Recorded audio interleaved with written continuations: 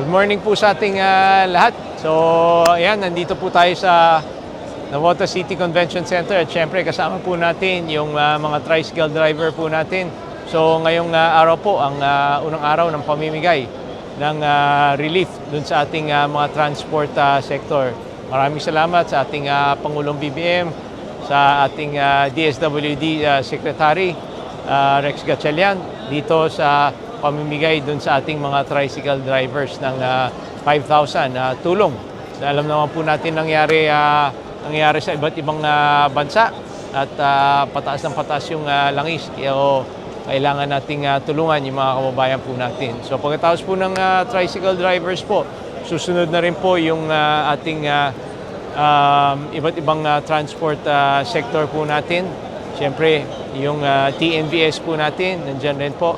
At yung mga jeepney drivers po natin. At dun sa mga mangingisda, siyempre, pinakiusap rin po natin at sa tulong rin ng national government, makapagbigay rin po sa mga susunod na araw ng fuel subsidy.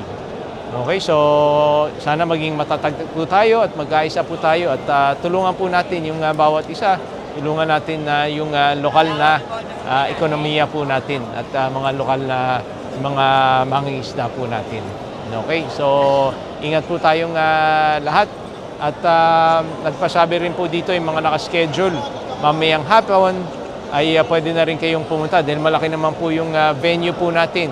So pwede naman pong pumunta dito yung panghapon para maaga rin po tayong matapos. So maraming salamat lalo na dun sa mga workers ng mga katuwang po natin mga DSWD na since 5:30 yata ng umaga, nandito na po sila. Okay, at yan po yung mga tricycle drivers po natin.